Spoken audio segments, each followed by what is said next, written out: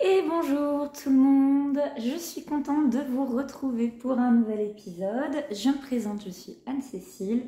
Ce podcast s'appelle Oh les beaux jours. Il va être question de couture d'abord, de tricot ensuite et pour finir d'un petit peu de lecture. Alors, tout d'abord, je suis contente de vous retrouver. Bonjour, rebonjour à tous ceux qui sont des habitués de la chaîne et bienvenue à ceux qui viennent ici pour la première fois. Alors, je vais commencer par la couture. En fait, je me suis dit, je reviens assez vite parce que comme ça va permettre d'avoir des vidéos un petit peu plus courtes. Et puis, vous allez comprendre pourquoi quand j'ai parlé de la partie tricot,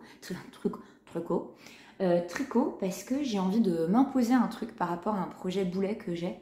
Et je me dis, en se retrouvant régulièrement et en m'imposant une progression d'épisode en épisode, peut-être que comme ça, j'en viendrai à bout. Donc, partie couture pour commencer.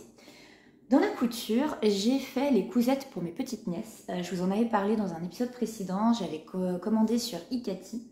J'ai toujours mon super beau sac Augustine et Balthazar, qui est mon sac chouchou pour les projets de couture. Là, je vais pouvoir envoyer le colis et donc c'est aussi pour ça que je voulais me motiver parce que je voulais pouvoir vous montrer les projets avant d'envoyer. Donc, j'ai cousu la robe Elona de chez Icati et je l'ai cousue 2 fois. Alors, est-ce que vous voyez? Une dans ce joli tissu dans ce Vichy vert que j'ai acheté sur le site de Icati et qui est 100% coton et qui n'est pas celui de Atelier Brunette. Il coûte de mémoire entre 12 et 14 euros du mètre contre la double gaze qui coûte beaucoup plus cher. Et super qualité, super tombé, il froisse pas trop, il est facile à repasser. Vraiment top top top, je suis hyper contente et la couleur est un poil peut-être un peu plus jaune, un peu plus clair que ce que vous voyez là, mais sinon on est dans cette gamme là quand même, hein. Et très sympa, moi j'aime beaucoup et je l'ai fait pour la petite deuxième aussi, là vous le verrez mieux du coup, aussi dans ce très joli tissu, cette fois dans un couleur d'un beau bleu. Et pour la petite, j'ai fait en 6 ans. Et pour la grande, j'ai fait en 10 ans. Donc voilà, j'ai pris des petits boutons que j'avais achetés chez Mondial Tissu, qui sont des petits boutons tout simples en plastique. Pour ceux pour qui c'est la première fois et qui ne connaissaient pas cette robe, c'est une robe vraiment très jolie, avec de jolies finitions. Vous voyez, à l'intérieur, on a tout qui va être doublé. Donc aucune couture apparente, mais moi j'ai pris les manches en fourreau entre l'extérieur et l'intérieur pour qu'il n'y ait pas rien d'apparent. Ici j'avais fait en couture anglaise pour que ce soit super propre aussi, avec un double rentré là, donc ça me permet d'avoir une finition vraiment très jolie. C'est pas difficile à coudre, ça demande quand même d'être un petit peu minutieux. Et ça prend un petit peu de temps parce que justement, il faut doubler tout le corsage. Il faut faire... Mais dis donc, j'ai cousu le volant à l'envers. Purée. Sur les deux. Non mais on est d'accord. Moi, mon volant, il est petit en haut et grand en bas. Et je crois que c'est le contraire qu'il faut faire. Oh, on s'en fout. Elle le saura pas, ma belle-sœur. Elle regardera peut-être... Bon, donc... Je crois pas qu'il est censé finir tout petit comme ça sur le haut, hein. Qu'est-ce que j'ai foutu? Je pense que j'ai mis à l'envers. Bon bah tant pis, hein. Franchement, est-ce que ça choque quelqu'un? Moi je m'étais dit je vais faire un truc super pro cette fois-ci. Efficace, tac tac. Premier projet. C'est la 4e fois que j'accouche cette robe. J'ai mis le volant dans le mauvais sens. Bravo. Et ben voilà, comme quoi on se plante toujours même quand on connaît le projet sur le bout des doigts. La jupe français, très bien. J'ose plus vous en parler, je me sens ridicule en fait. Je vais te le ranger, te le cacher. Oh là là, je suis dégoûtée. Bon, non, je vais pas le refaire, hein. Franchement, tant pis, ce sera comme ça va rester comme ça. Je me dis que c'est pas ultra visible. Ce qui est intéressant, je vous le montre quand même parce que du coup, c'est quand même une particularité intéressante. c'est que en fait, le corsage, le devant, donc le derrière se présente d'une pièce. Et si vous, la doublure, et si vous voulez faire donc la version avec le volant, il va y avoir une petite pièce ici, sur laquelle vous allez coudre les boutons, l'autre pièce ici, et entre les deux, vous allez coincer le petit volant qui sera ainsi bloqué. Donc ça fait que quand vous allez rabattre avec votre autre demi-devant, ça va venir se superposer parfaitement et ce sera très joli. Le tissu que j'ai choisi n'est pas idéal pour vous montrer parce qu'on est tous sur des carreaux. Tous mes raccords sont parfaits. Regardez, on a un raccord impeccable au niveau du Vichy. Aussi pas mal sur les côtés. Mais bon, vous voyez, au final, pour que j'ai mis le volant à l'envers, bravo. Voilà, donc ça c'était mon premier projet. Je suis contente parce que de cette commande Ikati que j'ai passée, il me reste plus qu'un tissu pour un pyjama que je ferai en début d'été, je pense. Peut-être la prochaine fois il sera fait. Je suis pas sûre parce que j'ai d'autres projets beaucoup plus fun qu'un pyjama pour mes garçons. Mais voilà, en tout cas sur cette commande Ikati, j'ai bien évacué le stock et moi je déteste avoir du stock. Voilà, j'en ai un comme toutes les couturières parce que déjà je cumule beaucoup de chutes de tissu, mais en plus, voilà, de temps en temps je commande un truc pour un projet. Hein. Là-dessus, je suis hyper rationnelle, mais on ne couvre pas toujours tout de suite le projet. En l'occurrence, il me reste beaucoup de cette très jolie gabardine orange avec laquelle je vais me faire une veste, mais je bloque un peu parce que le projet que j'avais en tête, maintenant que je vois bien le tissu et que je vois qu'il est quand même pas nickel, il froisse un peu et j'arrive pas à l'avoir bien lisse, c'est pas ça que je vais devoir faire. Donc il faut que je réfléchisse et que j'en fasse autre chose. Mais j'ai pas trouvé quoi encore. Ça c'est la partie cousette enfant. Et maintenant, attention, j'ai cousu un pantalon. Je vous en avais parlé la dernière fois. C'est le pantalon Suzanne que j'ai acheté en kit chez Jolie Lab. Franchement, Jolie Lab, moi, c'est vraiment... Je fonde le fan club de Jolie Lab quand vous voulez. Tellement, je trouve que c'est chouette. Alors, je vous le montre comme ça. Il est un petit peu froissé parce que je l'ai porté et je ne l'ai pas repassé. Puis moi, je lave pas mes pantalons à chaque fois que je les porte parce qu'ils ne sont pas sales du tout. Comme vous pouvez voir, il y a un petit fil qui s'est accroché.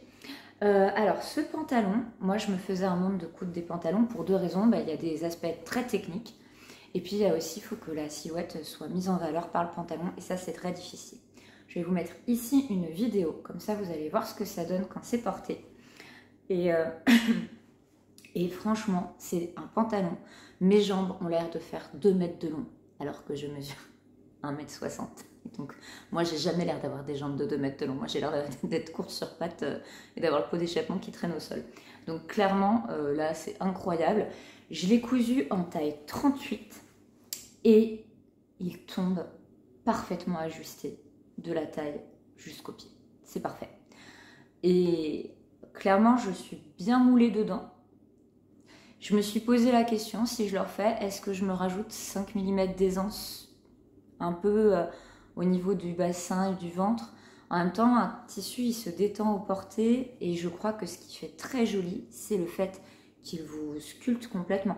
Ça fait un tombé, je vais mettre quelques photos au fur et à mesure, là, vous allez les avoir sur le côté, de photos que j'ai prises aussi.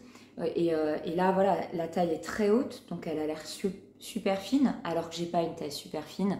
J'ai 2 enfants, j'ai un petit peu de ventre. Alors, ça se voit pas trop au niveau de la taille, mais en dessous, j'ai un petit peu de bidon. C'est pas, voilà, j'ai le corps d'une femme de 40 ans qui a eu 2 enfants. Et j'en suis très heureuse parce que j'ai beaucoup de chance d'avoir 40 ans et d'avoir 2 enfants et tout va bien. Mais ce que je veux dire par là, c'est que clairement, quand on voit des cousettes de quelqu'un comme Célia Karénine, qui a une très jolie silhouette, tout lui va très très bien parce qu'elle est très menue et qu'elle a vraiment une belle silhouette. Moi, j'ai une silhouette, je suis tout à fait en bonne santé et bien proportionnée, mais j'ai pas le même âge et j'ai pas la même silhouette non plus. Et donc là, ça me flatte vraiment incroyablement. Qu'est-ce que je peux vous dire? On commence par... alors moi, j'ai tout surfilé à ma machine à coudre dans un premier temps. On prépare les manches. Donc ce sont des manches, je crois qu'on appelle des manches plaquées. dans le sens où, vous voyez, tout va être cousu, tic, tic, tic, tout va être cousu comme ça, là. Voilà. Et derrière aussi, vous avez, vous voyez, vous faites un rentré au fer à repasser et après, c'est génial, c'est hyper facile à faire, c'est hyper gratifiant. Il faut bien le caler, c'est assez fun, j'ai beaucoup aimé. Donc, on s'occupe d'abord des poches, ensuite, on s'occupe de la grosse mission braguette avec, alors là, je ne vais pas avoir les bons termes, mais il y a la fermeture éclair à prendre avec un sous-pont, je crois, et un pont sur le dessus. Et vraiment, là, la vidéo est incroyable et moi, les vidéos sont parfaites, mais j'adore leur livret d'explication. J'ai l'impression qu'elles ont pensé le truc comme moi je le pense. Donc en fait, moi ce que j'ai fait, c'est que j'ai regardé la vidéo en x1,25 ou 1,5. Une vidéo qui fait peut-être entre un quart d'heure et 20 minutes, que j'ai regardé super vite. Et comme ça, je voyais tout. Je voyais qu'il y avait des moments où elle disait on passe une deuxième fois pour consolider ce point qui est fragile. On passe, vous voyez, des trucs comme ça. Donc je savais qu'il y avait des endroits où ça arriverait. En l'occurrence, tout l'entrejambe, vous le refaites 2 fois. Mais je pense que ça, c'est classique des pantalons. Donc ceux qui ont l'habitude de coudre des pantalons, je ne suis pas en train de vous apprendre un truc de fou. Mais moi, c'était mon premier. Donc j'ai vraiment besoin de cette prise en main, cet accompagnement hyper cool, quoi. Et la fermeture éclair aussi, elle est sécurisée avec plusieurs passages, les endroits où ça tire en fait. Hein. Quand vous avez fini ce point très technique de la fermeture éclair, vous accrochez les jambes ensemble avec les milieux et puis les côtés. Mais ça, j'ai envie de vous dire, à ce stade-là, vous êtes là, une pâquerette dans la bouche, easy cool. Et pour finir, quand vous avez fini ça, vous mettez votre ceinture. Alors la ceinture, je ne sais pas ce qu'ils préconisent de faire. Ah oui, il y avait des petites pinces à faire. Bon, ça vous le faites au début avant de mettre les poches. Mais moi, donc, voilà, j'assemble les 2 pans de la ceinture, devant et derrière.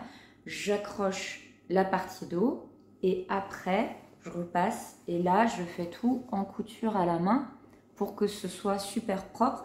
Et surtout, que j'ai pas le truc de je mets une deuxième... vous voyez, moi, j'aime pas là quand il y a une surpiqûre, je ne sais pas comment ça s'appelle, qui viendrait superposer dessus, ça m'embête. Et surtout, ce qui m'embête, c'est pas, je trouve ça pas esthétique, c'est que moi, ça sera jamais droit, ça partira en zigzag.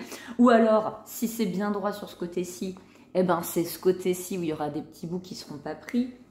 Bah non, c'est pas le but. Donc, je fais tout à la main. Un soir, au lieu de faire du tricot, je me prends une tasse de thé et j'y vais. Et donc, je l'ai fait et c'était trop bien. Et après, on le passe et puis on fait les ourlets. Moi, j'ai beaucoup enlevé au niveau des ourlets du bas parce que comme je vous ai dit, je fais 1,60 m. Donc, autant vous dire que j'ai pas mal enlevé puisque laissez-moi réfléchir, je crois que j'ai dû enlever quelque chose comme 4 ou 5 cm. Voilà. Je l'ai fait en plusieurs fois, donc c'est un peu dur. Parce que vous savez, j'y vais mollo, parce que j'ai pas envie de me retrouver avec le pantalon trop court. C'est trop horrible. Donc voilà, j'ai fait une première fois, j'ai réessayé, et là j'ai renlevé un petit peu, genre j'ai enlevé 1-2 cm, puis encore 2 cm. Et quand j'en suis arrivée au bout, là j'ai fait donc un bel ourlet, assez costaud, avec, vous voyez, il y a quand même plus d'1 centimètre d'ourlet, sachant qu'à l'intérieur, vous avez à nouveau un petit centimètre qui est pris ici. Et je l'ai fait parce que j'avais vraiment peur, même que ça bouge un peu au lavage ou quoi. Là, au pire, clac, clac, clac, je découpe, je le lave, je le repasse et je me refais en surfilant et je peux me refaire un ourlet de 1 cm moins long, quoi. Et si jamais je grandis, et ben au moins je peux ajuster mon pantalon. Voilà pour ce projet qui est un projet que j'ai adoré. J'ai adoré le faire. La gabardine, elle est de super qualité. Je la trouve plus qualitative que celle de Liz Taylor, pour ma part, puisqu'elle n'a pas ces difficultés de repassage. Alors le problème de cette gabardine-là, c'est que vous ne la trouverez qu'en achetant le kit. Alors ils ont des kits vestes et ils ont des kits pantalons dans cette gabardine, et je ne crois pas que vous puissiez vous procurer sur leur site juste le tissu. Mais le tissu, alors ils proposent des kits recharge, c'est-à-dire vous avez déjà le patron et vous achetez juste le tissu. Et ça, après, si vous voulez filouter, je me sens très mal de faire ce coup-là à Jolie Lab, parce que je les aime beaucoup. Mais vous avez un pantalon de patron qui vous va très bien et que vous aimez, vous cherchez une bonne gabardine. Alors celle d'Atelier Brunette est très bien. Et sinon, vous prenez une recharge chez Jolie Lab. A priori, vous aurez le même métrage de pantalon que sur un autre pantalon. Et vous allez comme ça avoir de quoi vous faire le pantalon dans le patron que vous voulez. Mais on n'est pas censé faire ça. Enfin, moi, je ne le fais pas en tout cas, hein, parce que je suis très très contente de leur combo. Et voilà. Mais c'est vrai que si je dois... Enfin, je ne vais pas recommander de la gabardine tout de suite. Je vais me refaire ce pantalon, c'est clair. Mais je vais me le refaire en velours. Un peu extensible, stretch, et c'est pour ça que je pense pas que je vais le faire plus grand, parce que là, on a on a zéro stretch, hein, je pense, je ne bouge pas. Et donc un velours un peu stretch, et je vais peut-être aussi me le refaire, vous savez, en mode gros carreau écossais, c'est un peu à la mode ça. Pour l'hiver, je pense que ça peut être super sympa aussi. Donc voilà, je vais regarder, donc si je le refais, ce sera pas forcément en gabardine. Voilà mes deux projets. Comme projet à venir, eh bien là, je viens de passer commande chez Jolie Lab. Ils ont sorti une combinaison rose. Je vais vous mettre la photo ici, qui est hyper belle. Et alors, mais vraiment. Donc là, j'ai pris le kit. Et le patron m'intéresse parce que je pense qu'en courte, je vais me coudre. J'avais un tissu de chez Liz Taylor, dont je ne vous parle pas plus, qui date de la collection précédente. Et je pense que je vais me faire en courte estivale dans ce tissu-là. Et en longue version un peu élégante là dans ce satin bleu marine qu'ils ont et que je trouve trop trop beau. Voilà, donc ça c'est dans mes projets couture. Est-ce que j'ai autre chose? Eh ben non, je crois que c'est tout pour la partie couture. Et on passe maintenant à la partie tricot. Je vois 16 minutes, presque 17. Donc je faudrait que j'essaye de penser à le mettre en début de vidéo pour ceux qui zappent la partie couture. La partie tricot. Tout d'abord, j'ai fini mon petit kit de chaussettes. Est-ce que c'est pas trop beau? Elles sont trop mignonnes. Alors, mon retour sur le tricot de chaussettes. Tout d'abord, ma chaussette numéro 1 ne ressemble pas à ma chaussette numéro 2. Car, quand j'ai voulu... Alors, attendez, ça c'est la numéro 2. Regardez. Voilà. Et ça, c'est ma numéro 1. Donc la numéro 1, je l'avais pris en utilisant, vous savez, le truc en étoile, machin et tout. J'ai regardé des vidéos parce que je comprenais rien au tuto du livre, tricoter ses chaussettes, machin chose. Donc j'avais pris des vidéos, je l'avais suivi, ça s'est très bien passé, puis j'ai continué derrière. Et là, je me suis dit, maintenant je sais faire. Et donc, j'ai juste fait des augmentations.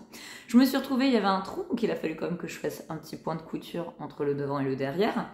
Et puis, c'est surtout, après, c'est comme les chaussettes qu'on tricote de haut en bas en faisant juste des jeux de diminution. Hein. C'est pas choquant, mais c'est pas du tout la version en étoile que l'on a sur celle-ci. Donc, elles sont pas pareilles. Après, moi, ça me fait beaucoup rire et j'en suis très contente.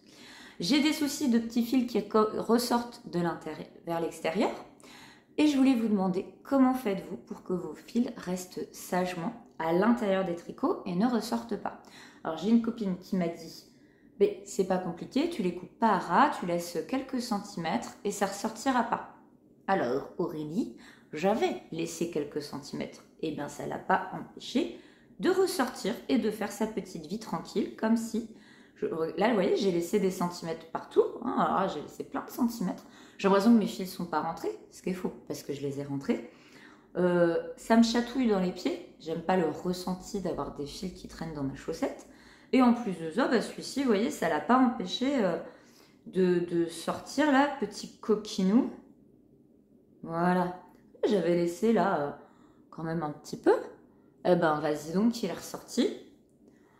Donc moi, je voudrais savoir comment on fait pour rentrer les fils et que ça bouge plus jamais. En fait, je les trouve tellement belles que j'ai presque envie de faire la suite de mon podcast avec ma chaussette en ornement de moi. Le premier, j'avais fait un premier type de rabat qui n'était pas hyper élastique. Donc à chaque fois que je passe, ça bloque. Et celui-ci, j'ai fait la méthode de Marie-Christine Lévesque, dont je vous ai déjà parlé. Et là, wow, génial. Donc trop bien. J'ai fait exactement comme pour la première, la méthode des talons en rang raccourci. Et donc, eh ben exactement comme pour la première, il y a un moment où j'ai mal compté et où je me suis retrouvée avec plus de mailles d'un côté que de l'autre. Donc j'ai certainement des talons un peu asymétriques. Vous voyez là, hein, on voit que la pente, elle n'est pas identique. J'ai la même chose de l'autre côté. Alors moi, il faut vraiment se dire, ça me fait méga rire. J'adore, j'adore. Parce que, vous voyez, j'ai le même problème. Je crois que je les ai faites en plus asymétriques, rigolotes. Bon, bref. Et en fait, je trouve que c'est des chaussettes, il y a pas d'enjeu.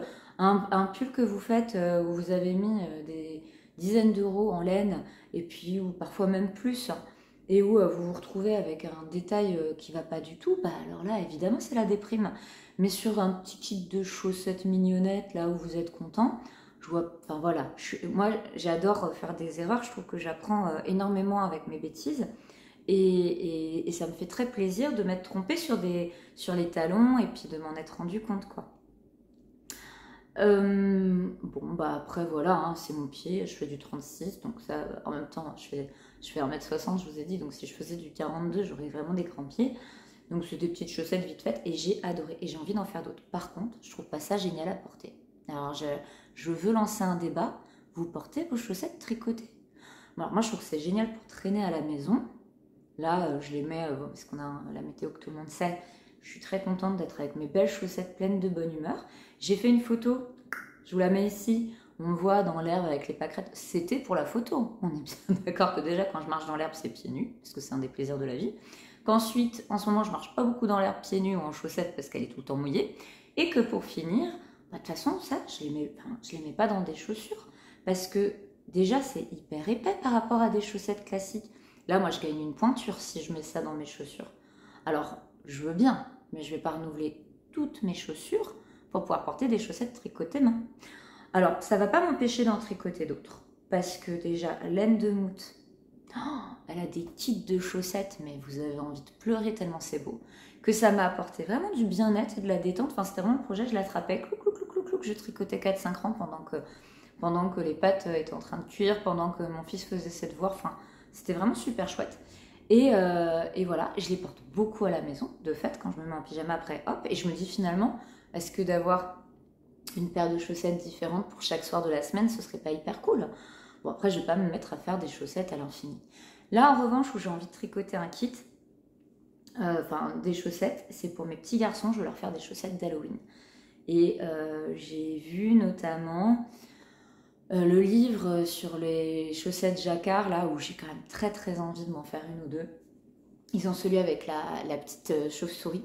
Elle me fait hyper envie pour mes titis et je ferai bien, voilà, une paire chacun. En plus, là, pour le coup, l'aîné, je pourrais lui faire en 34 et le petit, je lui fais en 30. Ça va être tricoté, mais comme qui rigole, quoi. Donc, je trouve que c'est une super bonne idée. Maintenant, on continue sur mes projets qui vont être des projets en cours. Et j'ai deux projets à vous montrer. Un projet qui est mon projet boulet. Alors, où est-ce qu'il est? Il est là. C'est le projet pour mon copain. Alors, il regardera jamais si loin, donc je peux le dire. Il me fait suer ce projet. C'est pas drôle. Regardez, c'est tout vert. Ça, je sais pas, j'y arrive pas. C'est pas drôle. Voilà, il est pas drôle ce projet. Alors, j'ai quand même bien avancé, vous remarquerez. Hein. Là, quand on a été sur le... Bah, je vous en parlais la dernière fois. Le fameux... En même temps, ça me va bien comme couleur, dis donc.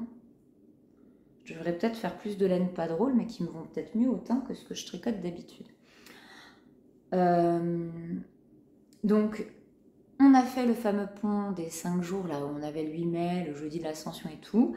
Et j'ai effectivement tricoté en voiture, d'autant qu'on s'est pris 2 heures de bouchon à l'aller, 2 heures de bouchon en retour en plus. Donc j'ai pu tricoter, j'ai bien avancé. Regardez, hein, là on est sur un truc où je commence à avoir pas mal de hauteur sous l'emmanchure. Bon, maintenant ce qu'il faut que je fasse, je me suis dit, à chaque fois que je reviens vous voir, il faut que j'ai fait 10 cm. Ok? Je me suis mise, j'ai mis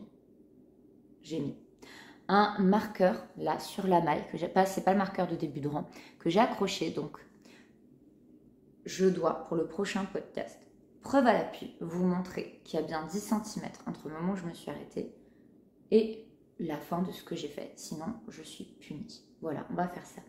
Et je me dis de podcast en podcast, je vais y arriver, forcément. ça va venir. Et après, j'arriverai aux manches, et les manches, ça va aller beaucoup plus vite quand même, quoi qu'il a des grands bras. Bon, mais pareil, je ferai des marqueurs, et là, ce sera 20 cm, parce que la manche, ça doit aller plus vite. Et je me dis, en faisant comme ça, j'ai peut-être une petite chance que ça arrive assez vite. Donc là, je vais vous montrer mon encours plaisir que j'ai en ce moment. Dès qu'il est fini, et c'est très bientôt, vous allez voir, clac, je fais mes 10 cm, comme ça, je sais que je pourrai revenir vous voir sans honte. Sans honte. J'ai du mal à parler aujourd'hui, hein. Je me suis levée très tôt, j'ai trouvé ça dur. Et voilà, ça c'est le Little Fox que je vous avais montré. Vous voyez, j'ai fini le jacquard, j'ai fini le corps, j'ai fini une des 2 manches et je suis sur la 2e manche. Regardez ce que j'ai trouvé à la mercerie où j'ai acheté la laine, des petits bloqueurs d'aiguilles trop mignons avec des têtes de renard. Qui forcément allait parfaitement bien avec ce projet. Il est chouette. Je ne sais pas si j'ai bien fait de choisir ce fond jaune. Je me dis c'est un petit côté un peu vif, un peu pète. Voilà, j'espère qu'il va l'assumer. Mais bon, en attendant, c'est vrai que c'était beaucoup plus rigolo que si j'avais fait un fond blanc qui aurait été forcément un peu plus neutre, quoi. Donc moi, je suis contente du rendu et il l'a passé et ça lui va très très bien. Il est tout beau dedans. C'est un régal à faire, hein. C'est très clair, c'est très agréable à faire. Vous avez vraiment un large panneau qui va super vite ici. Et après, en fait, on arrive très vite à la séparation. Donc après, vous avez beaucoup moins de mailles sur le corps.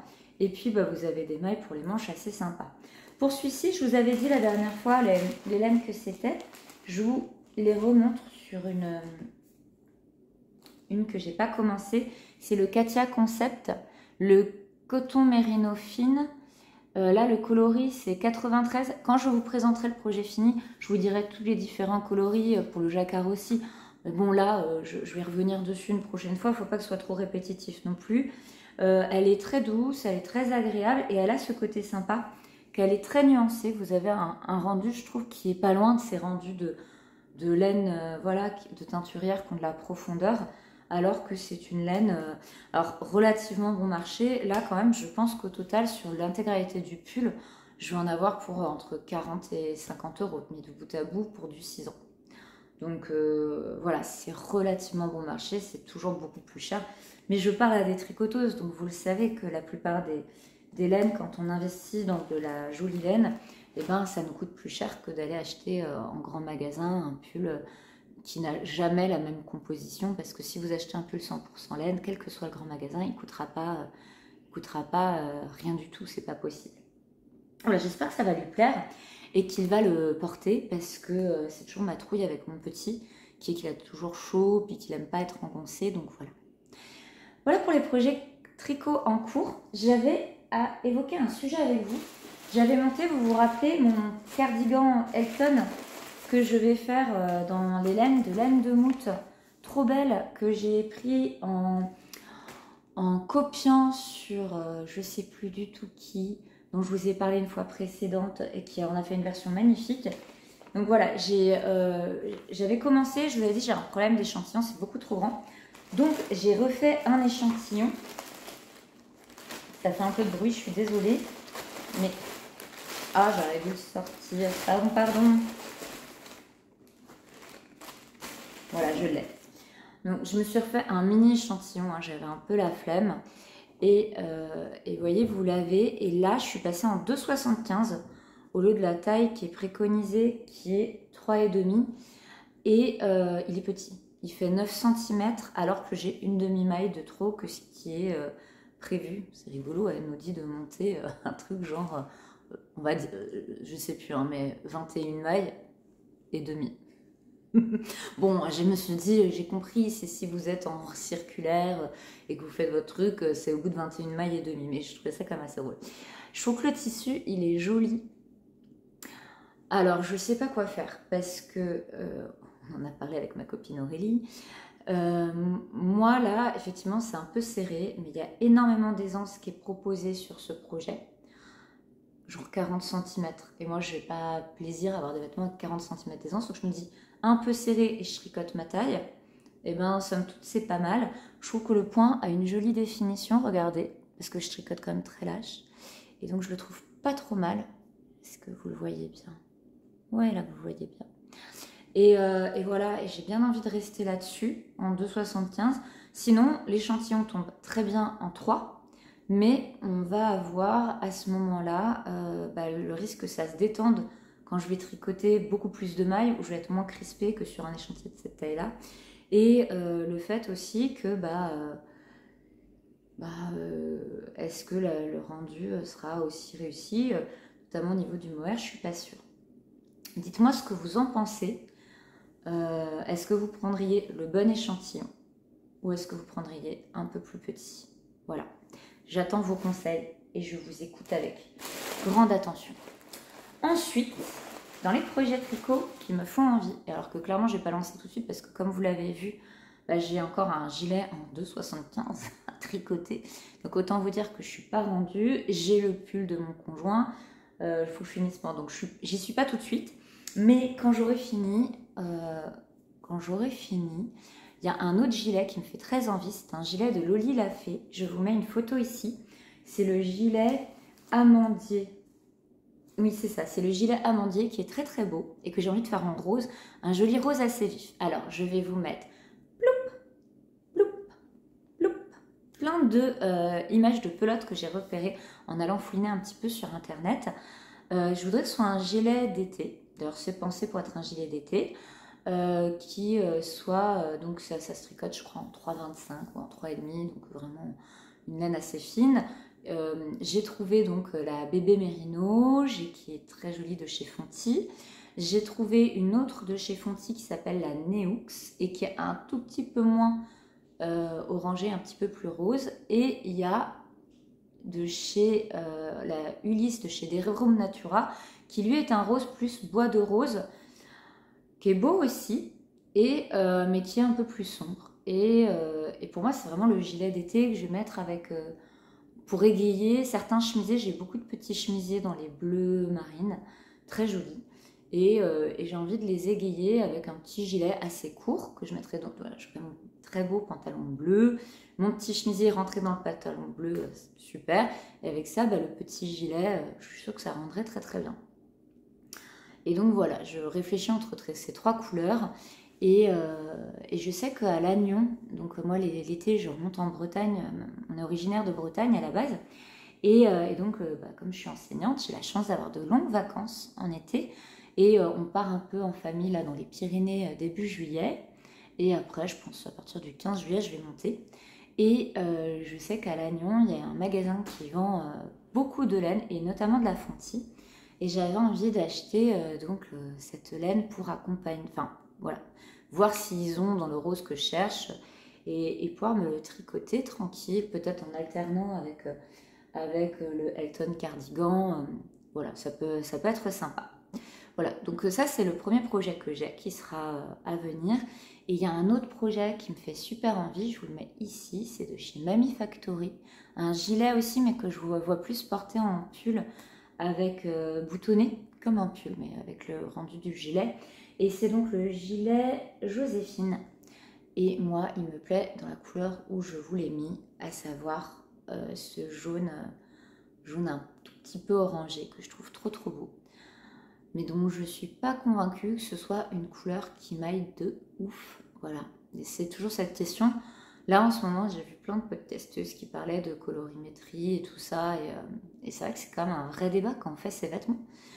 Et l'une d'entre elles, alors je crois que c'était sur une des vidéos de Cocon Vert, peut-être bien sa dernière, je crois, dans laquelle elle disait qu'elle avait fait un bilan avec photo, et que ça lui a permis d'avoir sa palette et voilà, à partir de là, de s'appuyer pour choisir les couleurs qui lui vont bien, justement.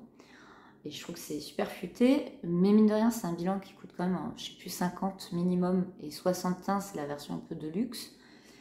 Et je me dis, c'est sur photo, mais moi, regardez, je vous montre la robe, en fait, c'est pas exactement cette couleur-là. Donc je me prends en photo, même sans maquillage, même sans rien.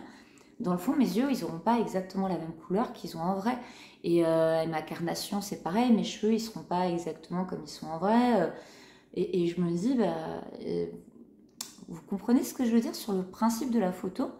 J'ai peur que ce soit pas hyper juste. Contrairement à quand vous êtes assis face à la personne et qu'elle vous met les grands tissus comme ça et que ça saute un peu aux yeux. Donc voilà, je sais pas. De toute façon, c'est encore un truc qui va, comme la surjeteuse, rester en gestation pendant des années dans ma tête. Parce que il va falloir que je réfléchisse encore. Je peux pas décider comme ça aussi facilement. Parce que 75 euros, oh ben c'est le prix de mon kit Mamie Factory pour le gilet Joséphine. Hein. Moi, c'est vite vu entre un nouveau gilet et un kit pour me dire si la couleur me va bien. Je demande à ma mère, elle saura me dire. Hein. Donc voilà. Ça, c'était pour mes projets à venir en tricot. Pour ceux qui ne s'intéressent pas à la lecture, je vous fais des bisous et je vous dis à très bientôt. Et pour les autres, c'est la partie lecture qui commence. Je bois un petit coup parce que je suis complètement déshydratée là. J'ai parlé pendant 35 minutes. 45 minutes maxi. Hein. 45 minutes max. Donc, qu'est-ce que j'ai lu ces derniers temps? J'ai lu un Lisa Gardner, je vous mets ici la couverture. Sous ton regard ou un truc comme ça, je crois que ça s'appelle. Super, je vous en dis pas plus. C'est le thriller classique de Lisa Gardner où vous avez un pôle d'enquête constitué de 3 femmes très différentes et très sympas. Vous avez une enquête avec des disparitions de femmes. C'est le thriller qui est réussi, qui est bien. Où vous tournez les pages, ça m'empêchait pas de dormir la nuit, je me disais pas ah, mais que va-t-il se passer? Mais c'était quand même assez addictif et agréable à lire, j'étais contente de le retrouver. Donc ça, c'était plutôt un joli succès. Donc si vous êtes en quête de thriller, celui-là, je peux vous le recommander. Je suis pas sûre que ce soit son meilleur, mais c'est pas mal. Ensuite, j'ai lu pendant justement ce fameux long pont qu'on a eu où voilà, j'avais mes tricots et puis je lisais, et puis c'était super. On était allé sur le bord de la Méditerranée, c'était hyper agréable. Les enfants étaient trop mignons, on a passé un super moment. Et on était à côté de Perpignan, pour ceux qui se demandent, pas loin de à Canet en Roussillon. On a un copain qui a une maison, qui nous invitait pour les 5 jours. Il était hyper content de nous recevoir. Il était hyper content quand on est reparti. Il est un peu plus âgé que nous, donc ses enfants sont plus grands. Et franchement, vraiment adorable. Et puis alors souple, il s'est adapté au rythme de nos petits et tout. Vraiment gentil. Mais je me suis dit, quand je suis partie, je l'ai trouvé fatigué. Et je me suis dit, on ne se rend pas compte de ce qu'on impose aux gens quand on débarque avec nos enfants, notre chien et tout ça. Donc voilà. Et surtout, j'ai bouquiné, j'ai lu le tome 7 des aventures de Anne Shirley, la maison au pignon vert. Je ne sais pas si certains d'entre vous connaissent. Moi, j'avais lu étant petite le tome 1, qui est donc Anne et la maison au pignon vert. Il y a une série Netflix qui a été adaptée. Et j'ai découvert, mais genre vraiment il n'y a pas longtemps, 1 an ou 2, que ça existait en coffret. Et je ne sais pas si je vous en avais parlé ici, mais je m'étais commandé les coffrets. Donc j'avais le coffret des 3 premiers tomes, que je ne peux pas vous montrer parce que je l'ai prêté à une copine. Celle qui a eu le petit bébé, à qui j'ai offert, vous savez, le petit pyjama radis et tout ça, et la petite souris. Parce que le bébé est une petite fille qui s'appelle Luce. Et donc, voilà, le pyjama, il est totalement neutre. C'est un pyjama bleu, mais bon, il n'y a pas de problème à offrir du bleu à une petite fille. Mais je me suis dit, quand même, je vais offrir la petite sourisette plutôt que le petit poussin. Et le petit poussin, je vais l'offrir à mon petit-neveu. Voilà. Petit poussin tout mignon, tout doux. Je vais être bien contente qu'il puisse le mettre en déco dans sa chambre. Donc voilà, et je lui avais prêté les 3 premiers volumes qui sont donc le même coffret que celui-ci, mais dans des tons orange. Et là, ça, c'est les 4, 5, 6 que l'on a, donc que j'ai lu, mais depuis belle lurette. Et dans les 3 premiers tomes, c'est vraiment Anne, depuis qu'elle est petite orpheline dans cette famille d'accueil qui va s'occuper d'elle, jusqu'au moment où elle finit ses études. Et puis, alors pour ceux qui connaissent vraiment pas Anne ou la maison au pignon vert, c'est un roman, une série de romans qui ont été écrits qui se passent au Canada au tout début du XXe siècle, sur une petite île. Et donc le personnage principal, Anne, elle a les cheveux tout roux, elle est très poète, très rêveuse, elle a un univers incroyable. Et on la voit grandir au fur et à mesure des romans. Donc les tomes 4, 5, 6, elle devient jeune femme, elle commence à travailler, elle est amoureuse, elle se marie, elle fonde une famille. Donc moi j'ai adoré accompagner Anne par toutes ces étapes de la vie. Et ça finit le tome 6, pour ceux qui sont allés aussi loin. Eh bien, le personnage d'Anne s'efface, parce que je pense que ce qu'aime beaucoup faire l'autrice, c'est parler des enfants. Elle aime les histoires des enfants.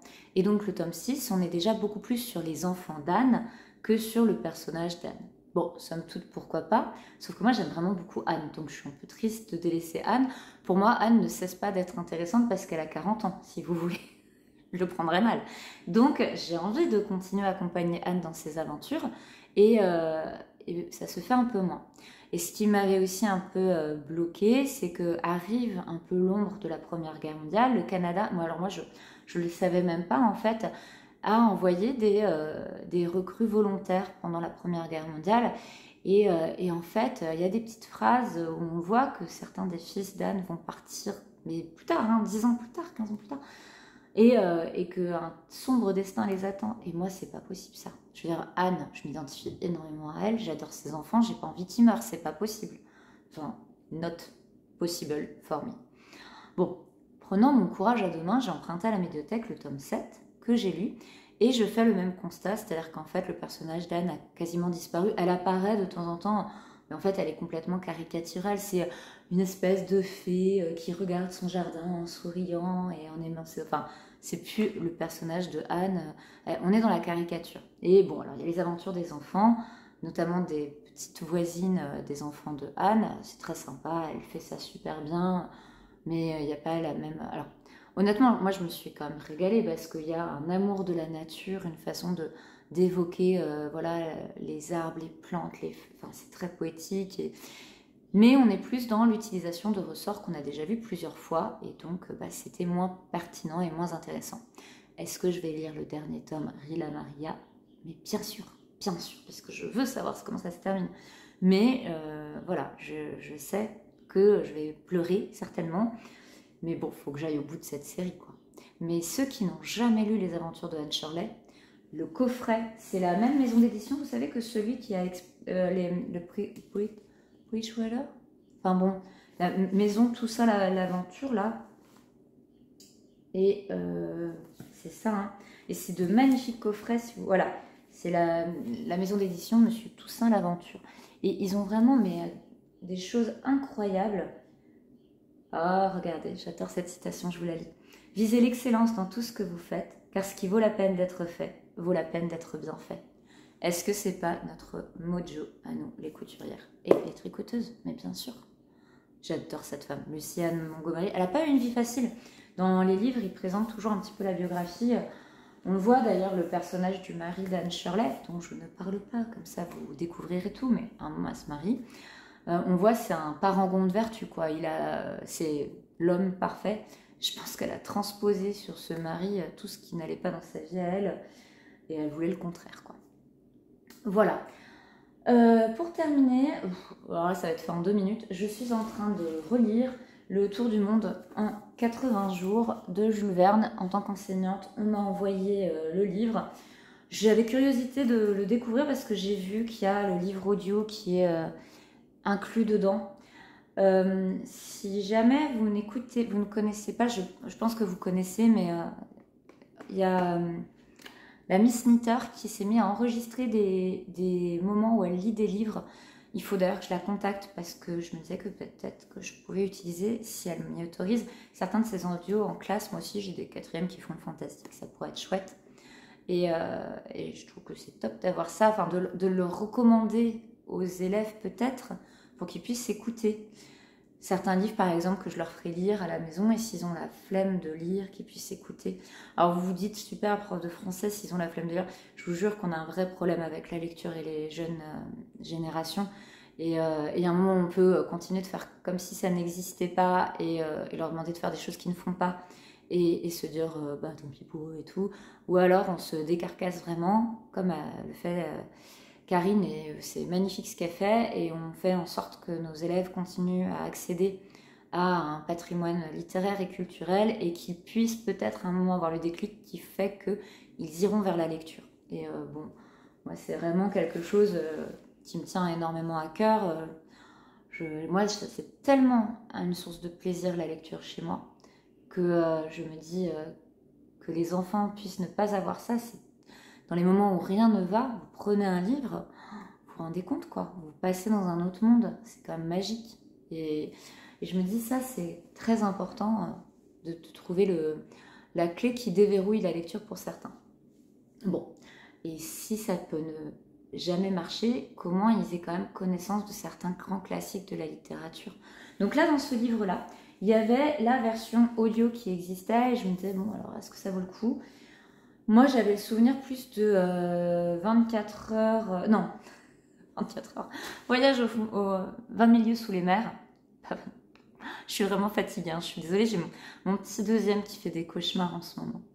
Et il y a 5 ans, et c'est le moment des vrais grands cauchemars. Et on a une nuit sur deux où c'est très compliqué.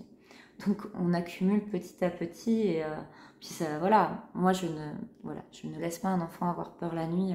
J'ai fait des cauchemars terribles quand j'avais cet âge-là, je m'en souviens encore 35 ans plus tard.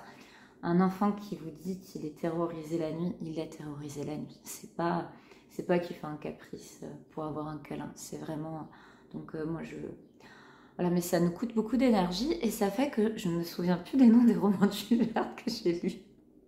20 milieux sous les mers. Et dans 20 milieux sous les mers, il y a beaucoup de vocabulaire très technique et ce qui le rend inaccessible pour les gamins aujourd'hui. C'est pas possible. Je me demandais si pour le tour du monde en 80 jours, ça passait. Je pense pas. Je pense que ça passe pas. Pour les bons lecteurs, sous forme de rallye lecture peut-être, mais sinon non. Je vais finir les livres. En tout cas, c'est un vrai plaisir de relire du Jules Verne, moi j'aime bien. Donc ça c'est cool. 46 minutes 33 secondes. Je vous dis adieu, à bientôt. Prenez soin de vous. On se retrouve tout bientôt. Si vous avez des recommandations, alors si vous avez des recommandations par rapport à la couleur de rose qui est le mieux, n'hésitez pas à me le dire. Entre la Dererum Natura et l'autre et les autres de chez Fonty. Si vous pouvez me donner votre avis sur le tricot du gilet, j'aimerais bien aussi. Et si vous avez des recommandations lecture, pitié, pitié, j'adore avoir des idées. J'allais vous parler d'une commande que j'ai passée en librairie, mais j'arrête là. Chut, ça suffit. Bisous et à bientôt.